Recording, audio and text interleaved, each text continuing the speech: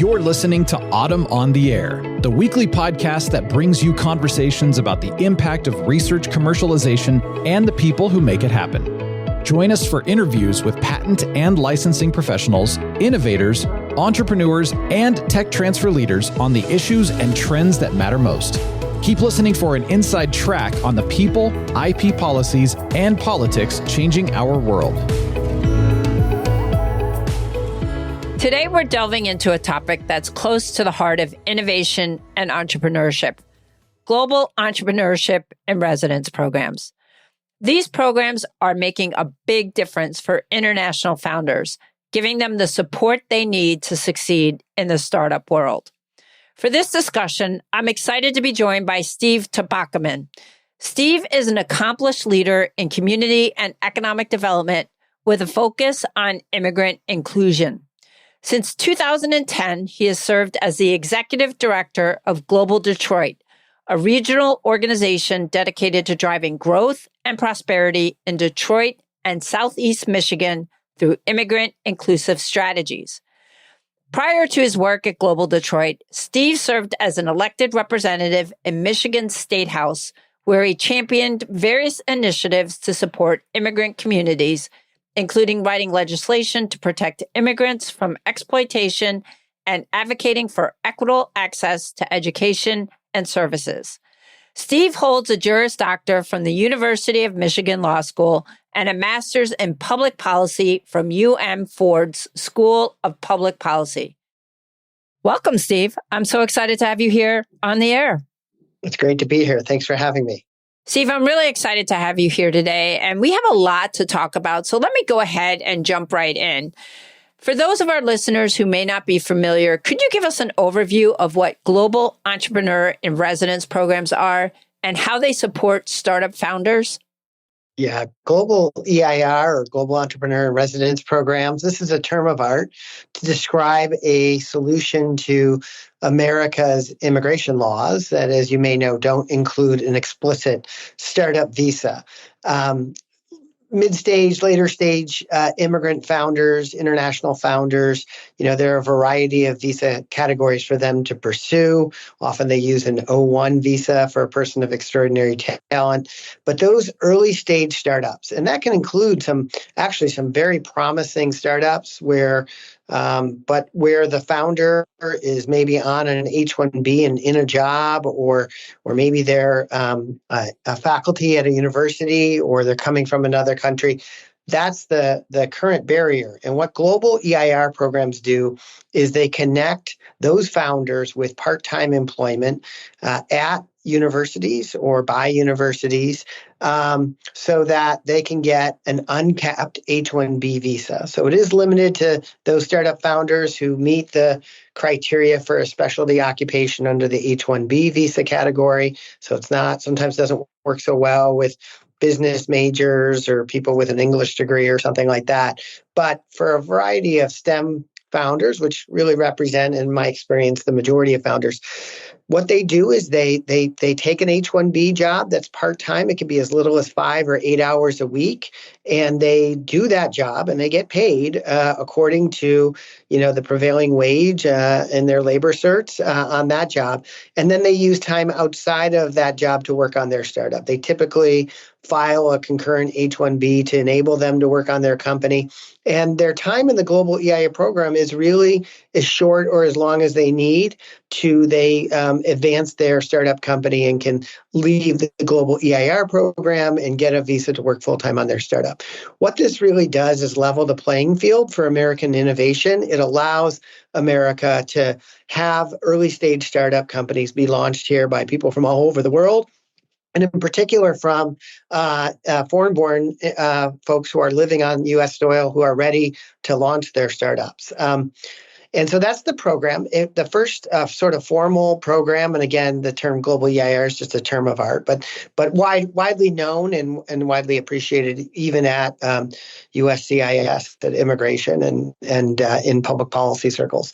The first program started in 2014 at University of Massachusetts, Boston, and in their first 10 years, they supported 81 founders. They had a 100% visa success rate, and those 81 founders raised $1.5 billion in venture capital since it started, and created 2,750 tech jobs, mostly in the Boston area.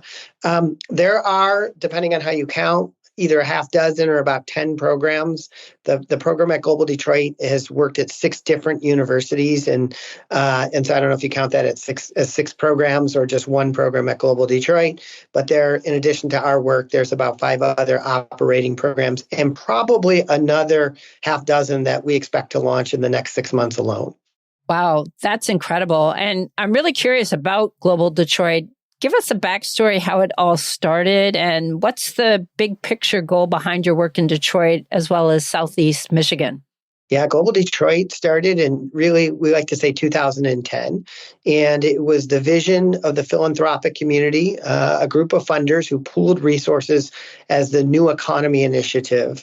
And so when Detroit and the state had what I like to call as our lost decade in the 2000s, and we were really in the economic doldrums, funders, foundations pooled their resources together, $100 million committed over 8 years, to spend it revitalizing the regional economy. And some visionary folks thought, immigration is an economic driver. How can we harness and really leverage the contributions that immigrants make as a way to create an innovation economy and to create a high growth economy and an economy that includes prosperity all across the board? Because immigrants don't just contribute to startup communities, they also revitalize neighborhoods, open businesses and underserved communities, and create jobs for their neighbors and provide critical work shortages in areas such as home health care, retail, agriculture, etc. So working with the Detroit Regional Chamber of Commerce, we launched what was one of the first regional strategies to build what we call an immigrant-inclusive regional economy as a matter of high growth, as a matter of creating economic growth and jobs and creating benefits, economic activity and benefits that would accrue to everybody in Southeast Michigan, not just the immigrant communities that we might work with. We are seen as a national leader. And in fact, a few years after we launched, we hosted the first convening of peer immigrant economic development initiatives. And what we have seen over the last 15 years is a variety of new players in the immigration space where it interacts with economic development. And so these are not really immigrant rights and social service agencies or human rights organizations. They're not political. These are local economic development agencies, local chambers of commerce, state and local government, and independent efforts that have recognized that immigrants are important to the U.S. economy and to their regional economy.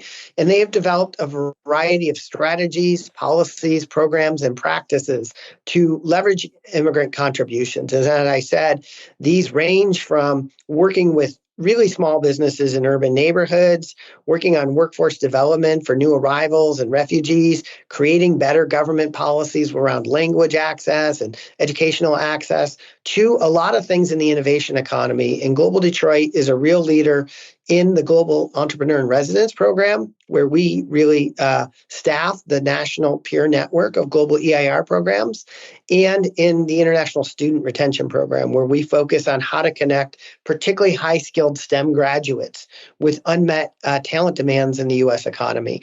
And those are focusing on graduate students in electrical engineering, computer science, and other forms of engineering.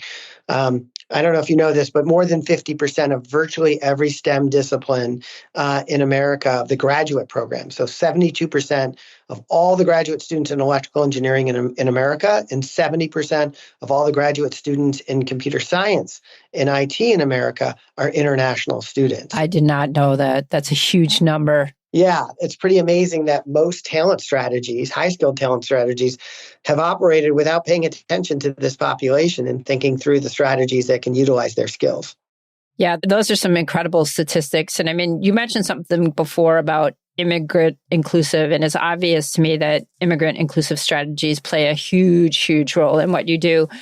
Do you have any personal stories that you want to share with us where these strategies made a difference in one of the communities that you serve?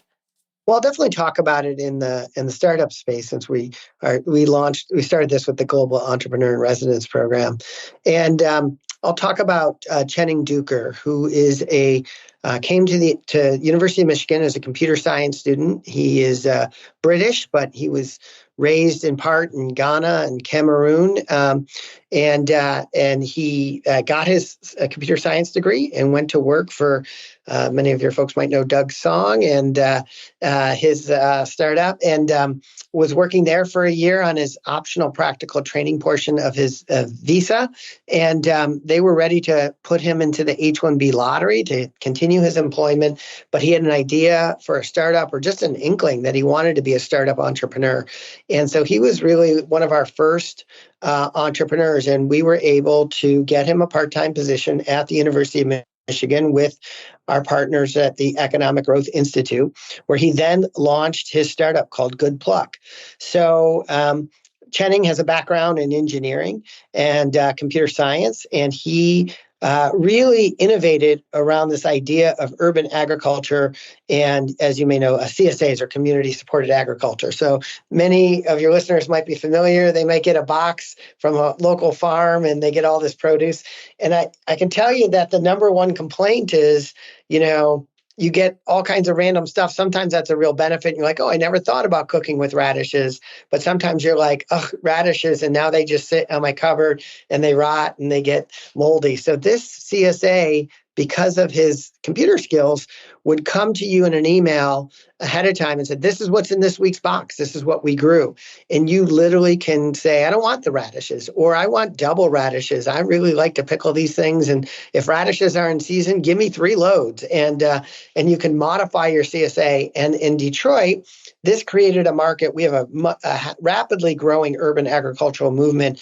It is a movement that really taps into Detroiters, into the fact that 85% of the city is Black, and that they are reclaiming the land and reclaiming their southern roots. But they haven't had well-established markets to create really more meaningful income upon which they can live. And this, by combining these growers with sort of end consumers, creating that customization, he has really been able to develop this company, Goodpluck. So he did that during COVID and launched that program. It also solves in part some of the food desert issues that we have in Detroit. And I became a customer when I was there and living in Detroit. And it became obvious to me Saturdays when the box would come, I'd peek out my window and I'd see Chening scurrying off. Oh, really? And realizing that it was at the beginning just him and one other employee, and he was literally delivering the meals. And then one day, about a year into it, he showed up and he had one of those baby carriers that he brought out of the car to help deliver it. And I popped out and I said my hello. And it turns out, he had gotten married and he had gotten a baby. And even though he left on an O1 visa, he married a U.S. citizen and became a permanent resident. And so this little global EIR program, not only created the American dream of Chening Duker, and not only created a business that is providing fresh produce all across Detroit, but it really kind of created an American dream story of him creating a whole new family in Detroit. And so that's just one of the entrepreneurs whose lives that we've touched through this program. There are countless other of international students who we've placed in jobs and refugees and other small business who are not tech business entrepreneurs that we've been able to assist. That's a great story. And, I'm sure you've also encountered some challenges trying to implement immigrant-inclusive strategies as well. Can you talk about some of those and how you've managed to address those? Yeah, I think for us, the biggest challenge is lack of awareness. The topic of immigration, I'll tell you a funny story. When we were putting our original advisory board, we called an ethnic chamber, and I don't want to name them, but it's what we would call an ethnic chamber. And when I called the person and said, we're putting this immigrant inclusive economic development strategy, they kind of didn't return my calls, and it was someone I knew, and I finally pinned them down and said, we really want you on the advisory board. They said, I don't understand. We don't work on immigration. Why would we ever want to be a part of this? And I had to explain, no, this is economic development. This is about workforce development, talent. We're not talking about civil rights or human rights. And they say, oh, and then they've been a great partner ever since. And so we find that up and down the line that when we talk about immigration. I remember at one point reaching out under a prior leadership at the Michigan Venture Capital Association saying, we really want to partner with you on the startup program that we're running. Them thinking that all we were doing was calling them to try to lobby for a startup visa, and started saying, we don't really do DC lobbying. We really focus on Michigan-based startups. And I said, that's exactly right. That's why you need to be our partner. So we find that up and down the line. I would say my biggest frustration is, in a state like Michigan that is a low immigration state and that is emerging into the innovation economy. We certainly have strong innovation roots that are second to nobody in terms of, we basically invented the automobile, and the automobile is now one of the most high-tech pieces of hardware you can ever find. More lines of code, they like to say, than a commercial jet airliner. And now we're revolutionizing it with electrical vehicles, autonomous vehicles, and what we call IoT. That cars talking to roads and smart infrastructure and all of that kind of stuff. It's an incredible high-tech innovative space. But that being said, it's a region that is a little less history around venture capital and thinks about startups and innovation in the same kind of way that Boston or Seattle or Silicon Valley does. And so when we talk to employers and we talk about international students and say, every international student in STEM can work for 3 years without a visa application, that there's still this mentality that, we're Michigan and you go work for Ford Motor Company and that's a 30-year career. And why would I hire somebody who would only work for 3 years? Whereas the culture in Silicon Valley, 3 years is a lifetime in a company's history or an employee's history. So how we move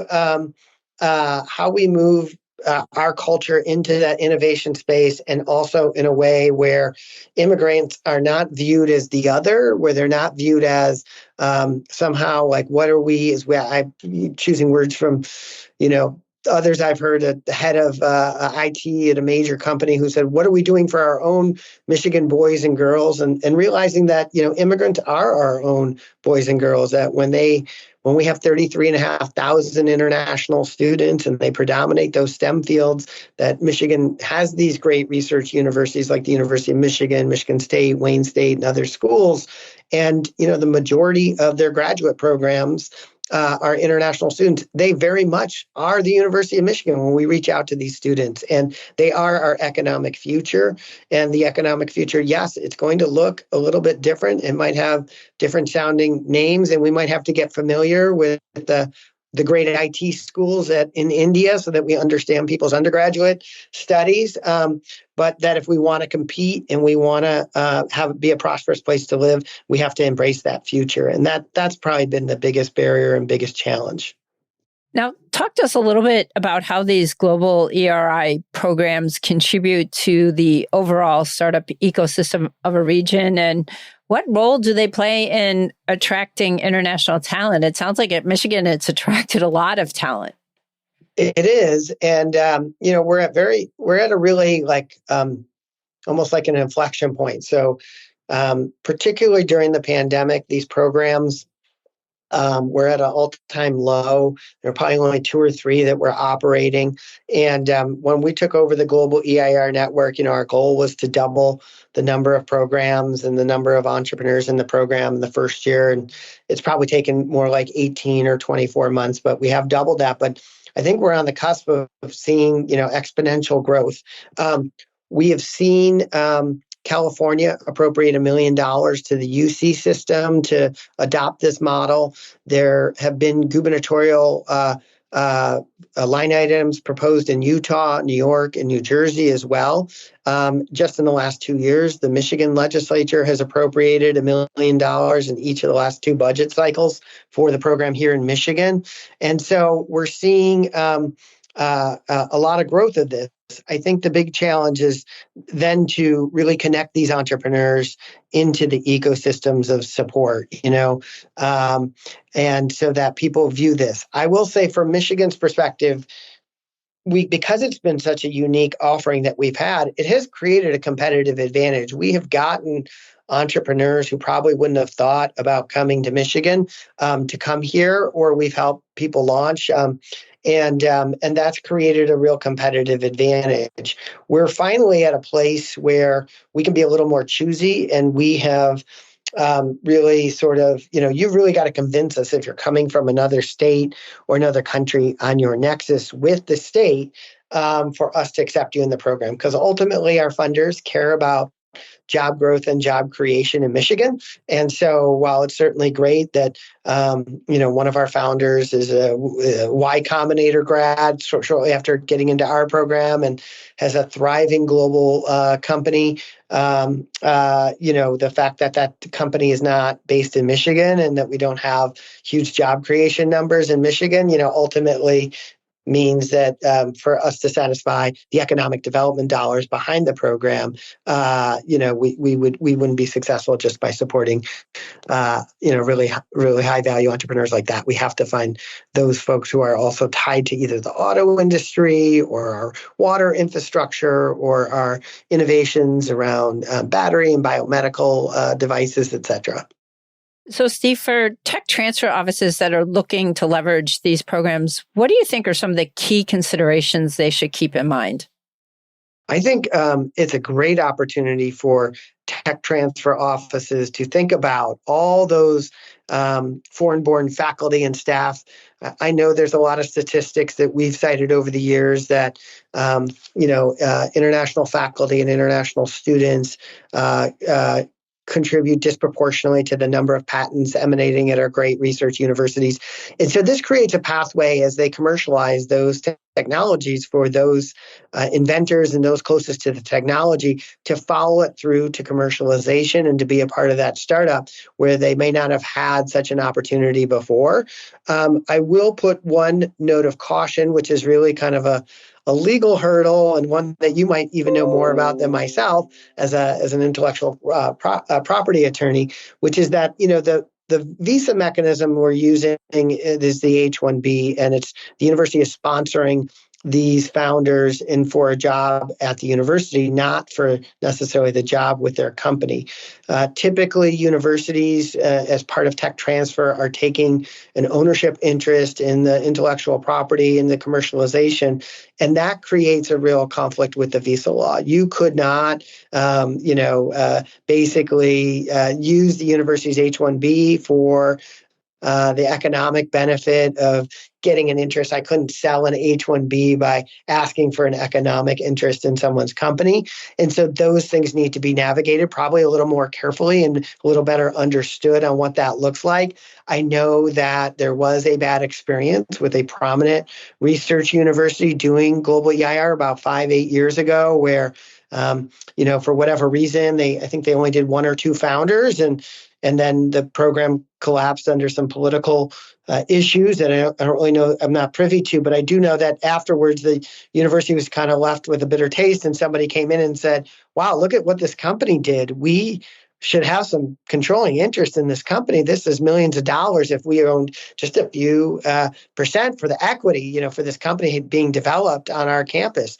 And the reality was like, well, no, your visa didn't actually pertain to the company. It pertained to the job they had. And the individual did the company on their own on the side, and you have no interest. But lawsuits were filed or at least threatening letters were sent. I believe the university was not successful, but it kind of sent out a red flag. And that kind of activity of a university that would really try to look at this as a profit-making arm of the commercialization office, has threatened to scare away entrepreneurs, and from not just that university, but frankly from other global EIR programs. Thankfully, that has been an isolated incident, as far as I know, to one university of the 150 or so founders that have probably gone through a global EIR program.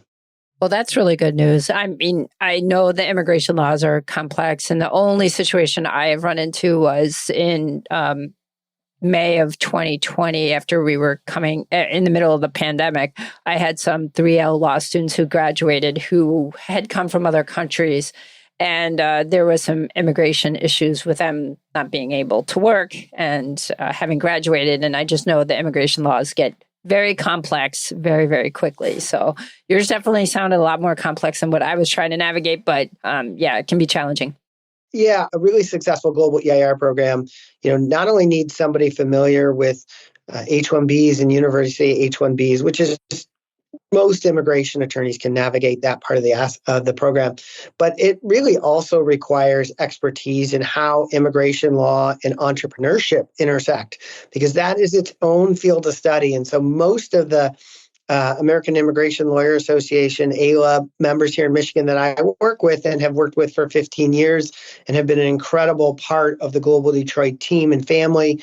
We get them volunteering all the time to help educate corporations on hiring international students. And it's just been wonderful. As a lawyer, the pro bono requirements or ethics have really played in this favor. And it's a win-win. It's great marketing for them. So we've really benefited from the largesse of the private bar. But as we've moved into the global EIR, we've really had to find those attorneys who are familiar with immigration laws and how it relates to entrepreneurship. And that is a true expertise, and one that not every, even very skilled immigration lawyer is adept at.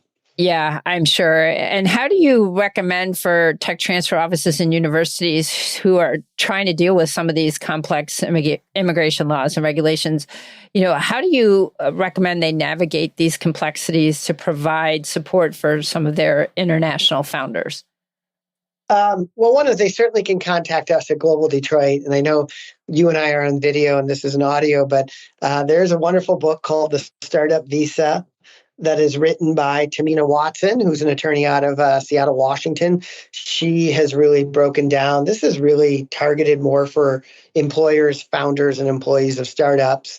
But it's a good primer, and it's got a number of chapters that are easy to understand about sort of entrepreneurship and immigration. But I would highly recommend, just reaching out to us at the Global EIR National Peer Network that is housed at Global Detroit. And we can help. We maintain a list of a good half dozen attorneys who are real experts in this area.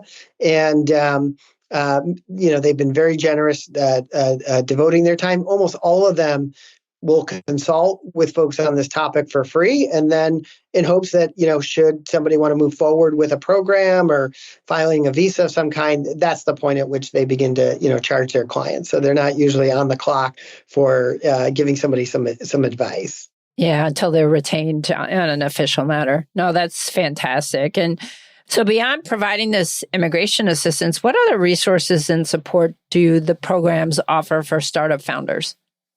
Global EIR programs provide startup founders not only, a part-time job for the visa, but they typically are organized around providing all the other aspects of support, like an accelerator or something like that.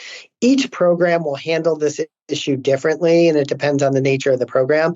At Global Detroit, as I mentioned, we work with 5 universities, and in fact, we are now starting to directly employ the founders.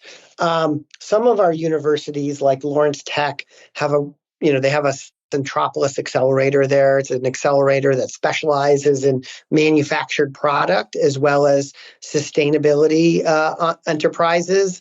And other universities, maybe they are housed in an entrepreneurship or innovation center or venture center, but maybe they don't really offer the complex array of supports that an accelerator would, in which case we need to rely on the ecosystem for supports and introductions to funders and market research and all of those kinds of things. So I found a wide array of supports that exist in different programs.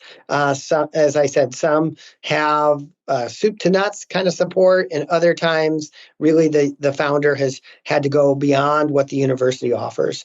I mentioned earlier that Chening Duker, developed this business while at the University of Michigan and the Economic Growth Institute. He actually, because of the pandemic, was able to not only fulfill his job responsibilities on campus in Ann Arbor, but he was able to enroll full-time in a food-based accelerator in New York City, which had to adapt to the pandemic and become online. So he was essentially in 2 places at once, participating in a 40-hour-a-week accelerator program focused on food-type businesses like his own, and serving students at and companies at the University of Michigan through the Economic Growth Institute. So that's an example where most of the kind of startup supports he needed to receive were given outside of the university. He was still able to access EGI at University of Michigan, which I know is participates in AUTM and SSTI and some of those other national networks. They have an incredible research library of, I don't even know all the Gardner and all this other market research stuff that all of their founders are able to access. And so he really was able to not only leverage the university, but participate in an accelerator outside of the university. Yeah, that's such a great story. Again, thank you for sharing that. And I wanted to ask you, Steve, in your opinion, what are some of the main benefits of having a diverse and international startup community, both for the entrepreneurs themselves, but also for the broader ecosystem? I think some of the benefits of having a more diverse entrepreneurship community, for our founders is that people come with incredible experiences. And I know that in the early years of our global EIR program, those founders at the University of Michigan often said they learned more from each other than anybody else they came in contact with. We had several founders who, this was not their first startup, but believe it or not, needed the program for their visa. So they had, maybe they worked at a startup after grad school on their student visa as what we call the OPT, and then they went back to grad school. And then when they left that program, came into our program, and then also they're able to draw from that international experience. And there's a lot to be had from that.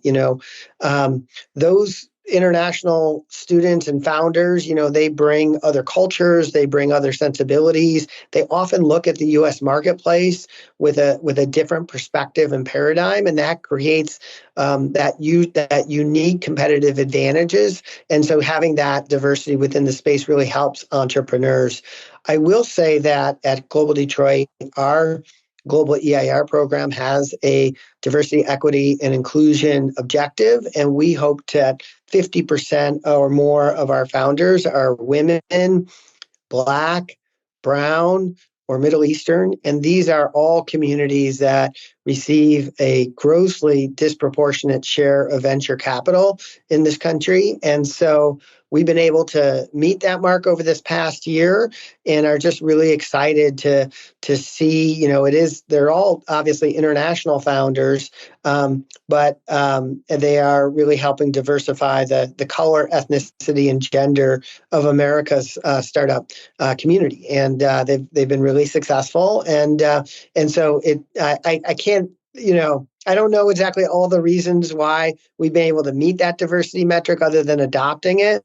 But I don't know that, obviously some of the places we work with, when Africans apply, et cetera, we're seeing diversity in that kind of way. We're seeing, a number of our Latinx founders are, relate to the automotive industry in our state, and it has strong ties all across the Americas. And often those people are able to get to our universities, and so we all want to be working in that kind of way as well. Immigrant founders, as you may know, are overrepresented in venture capital and in startups. In fact, essentially a quarter of all the high-tech startups over the last 30 years in America have had an immigrant founder, co-founder, and they're even more overrepresented in the most successful companies, where 55% of the unicorns in America, startup companies with venture-backed capital that are valued at $1 billion or more, have an immigrant founder or co-founder. So it's not necessarily that immigrants are underrepresented, but even among, when you include those, what we still see is women, and racial and ethnic minorities underrepresented. So, Steve, I wanted to switch gears a little bit and ask you about the Welcoming Economies Global Network, because that's something that you played a key role in. That's a 10-state initiative that promotes immigrant economic development across the Rust Belt, which is absolutely incredible. Tell us a little bit more about this network, some of its objectives, and some of the collaborative efforts that it fosters. I think in all the networks that Global Detroit is involved in, from our ePluribus program and the Global EIR National Peer Network and the International Student Retention Network, we really take our calling from that Welcoming Economies Global Network, or We Global. And that mission is that we are supporting the success of local programs. We take this big picture that America is stronger through robust immigration and robust immigrant integration. We live in a country that essentially has no national integration strategy, whereas other countries put, billions of dollars into resettlement and integration efforts. America has relied on, sort of the private sector to integrate folks. And, in many ways, we've done an incredible job in America, and immigrants in our country have been economically as successful here as anywhere. So it's not that we're trying to build a huge, massive federal infrastructure around integration. But what we find is that the economic impacts and the impacts of immigration happen on the local level. And economies also largely happen on the local level. When you think about economic strategy, when you think about innovation ecosystems, these happen on the metro, the state, and the regional level, as opposed to one national innovation strategy. What happens in Silicon Valley is different than what happens in Lincoln, Nebraska, is different than what happens in Detroit. But what AUTM or Autumn has really shown is that Lincoln, Nebraska absolutely has a tech transfer innovation economy, and that almost everywhere in this country, this is an important topic too. So number one, our mission is to make local immigrant economic development initiatives successful. That had been the mission. What the network did in this emerging field, so about 15 years ago when Global Detroit started, we couldn't find models. We couldn't find people who said they were taking these approaches. We literally invented this idea of having an international student retention program. We begged and borrowed and stole from other local communities, but we also found is that as we reached out to those communities, particularly, people in Cleveland and Pittsburgh and Philadelphia, who were really doing some of the same work we were doing, is that it wasn't like there were immigrants who were saying, I don't know, should I go to Cleveland or should I go to Detroit? Which one has a better global EIR program, or which one has a better international student retention program? That reality is that when Cleveland had a strong international student retention program and paved a way of model and sort of said, hey, we've done a great job with our startups and opening their eyes to international student talent. We would import that model to Detroit, and we'd bring Cleveland to Detroit and have them meet with our startup community and say, this is a model that they're doing. And so we created this really collaborative space where local immigrant economic development initiatives share with each other. We underwrote city-to-city visits, so practitioners would visit each other, and those exchanges were very much two-way.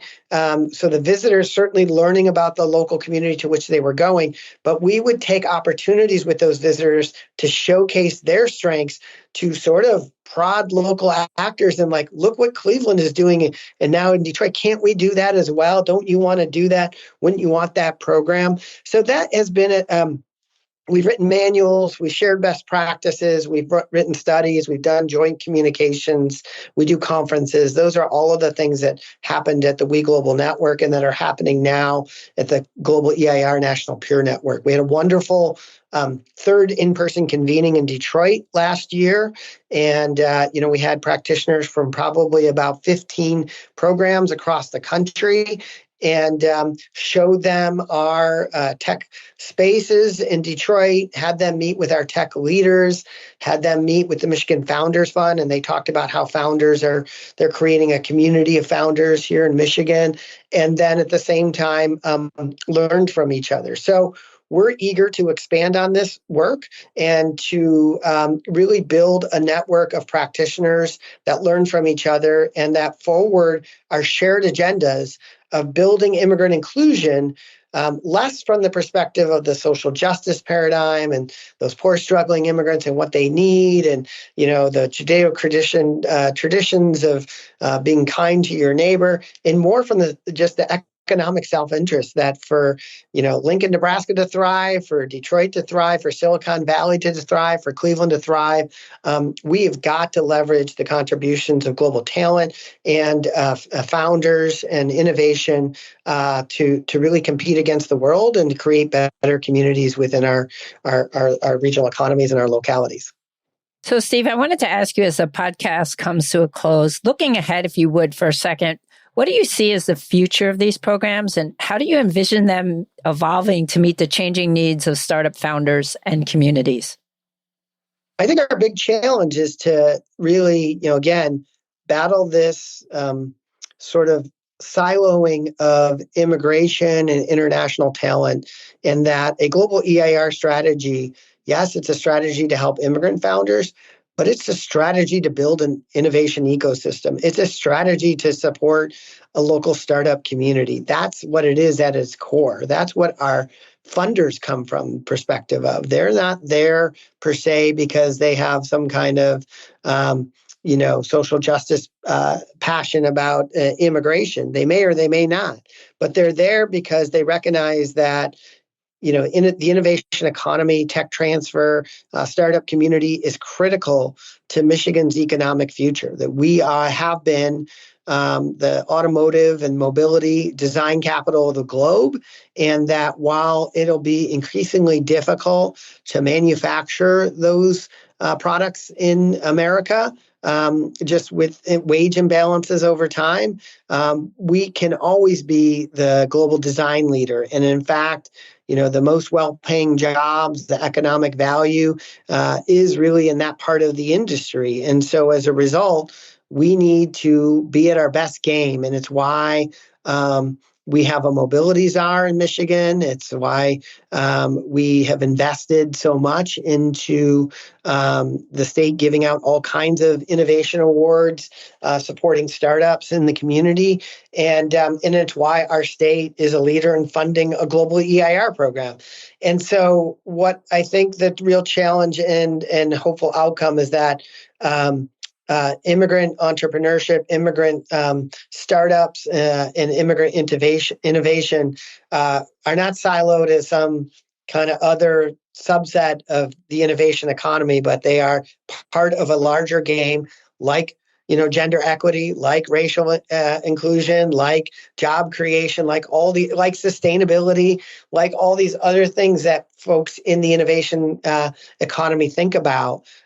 This is just another core element to what we do. And as we talked at the beginning, like how important immigrant startups are to the ecosystem, with being essentially a quarter of all the high-tech startups and 55% of the unicorns, they're a really important part that we often have overlooked and not thought through, that one of the biggest hurdles they face is the country's lack of a startup visa, and the global EIR program is a solution to that.